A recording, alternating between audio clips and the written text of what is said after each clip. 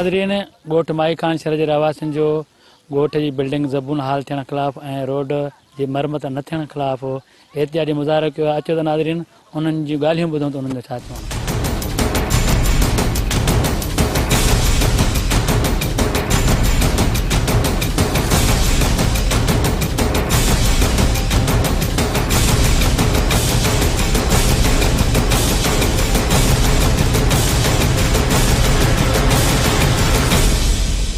जेको main road आहे उन मेन रोड के भी 2 साल थिया आहिनि, पत्थर विछायूं हलिया विया आहिनि। वरी हाणे तक़रीबन 4-5 महीना थींदा असांजे ॻोठ में चऊं रोड भी अचे थो, नाली भी अचे थी, उहे पत्थर लाहे विया, उहे कुझु पत्थर अञा बि उते मौजूदु पिया आहिनि, त हलंदो ॾिसंदो उहो बि असांजो कमु न थियो। कहिड़ा ठेकेदार? साईं ठेकेदार त ख़बर न आहे, वधीक मथां पेटी ठीका थींदा था अचनि, ख़बर न आहे त कहिड़ो आहे कहिड़ो न आहे, असां ॾिठो बि न आहे। उहो ॻोठ में स्कूल आहे 81 खां ठहियल आहे, जेको हुनमहिल ताईं का शइ न रिपेयर हुनजी थी आहे, का शइ बि न थियो आहे। उनमें घटि में घटि बि 200-300 असांजा छोकिरा आहिनि जंहिंजी तालीम तबाह थी वञे, कंहिंजो बि तवजो न आहे, गवर्नमेंट जो सूबाई हुजे या वफ़ाक़ हुजे, असांजे कंहिं बि रिपेयर हिनमहिल ताईं न ईंदो आहे। असांजो मुतालबो आहे रोड ठहे, नालियूं ठहनि, उन खां पोइ ट्रांसफार्म 200-300 असांजे घर आहे, 2-3 हज़ार हिते माण्हू रहे थो, का शइ बि न आहे, रुगो नज़र अंदाज़ असांखे कयो वियो आहे। असां आगा सिराज खे अपील था कयूं त असां इहा महिरबानी कई वञे।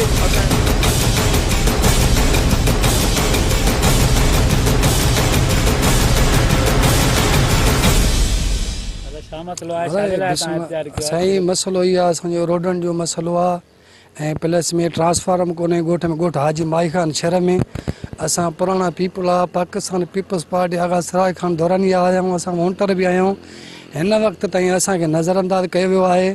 सो ख़ुदा रा असांजो आगा मसीदीन खान दौरानी खे, आगा सिराज खान दौरानी खे इहो चवंदा त असांखे नज़रअंदाज़ न कयो वञे, त महिरबानी करे हिते ॻोठ जी नज़रसानी कनि ऐं असांजा हीअ डेवलपमेंट जेके तरक़ियाती कम न थिया आहिनि, इहे छाजे करे न थिया आहिनि, इन जो नोटिस वरितो वञे। असां काफ़ी एप्लीकेशन ॾिनियूं आहिनि, गड़ियासीं कोर्ट दुरानी में एप्लीकेशन ॾिनियूं आहिनि, DCO खे ॾिनी आहे। असां एप्लीकेशन असां प्लस में ज़ुल्फ़कार खान कमारियो पीपल्स पार्टी जो जनरल सेक्रेटरी आहे, असां उनखे एप्लीकेशन ॾिया, हुन पाण ख़ुदि चयो आहे मुंहिंजे फॉर्म में तव्हां एप्लीकेशन ॾियो, तव्हांखे DCO खां कराए ॾियां, पर हिन वक़्त ताईं हुनजो बि अमल कोई न थियो आहे।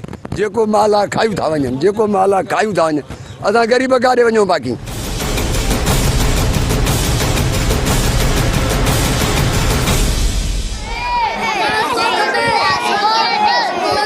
असांखे किरे थो स्कूल, असांखे ठही मिलंदो त असां बिल्डिंग की छत किरे थी हेठि, असांखे इहो ठही मिले त असांजा ॿार पढ़नि।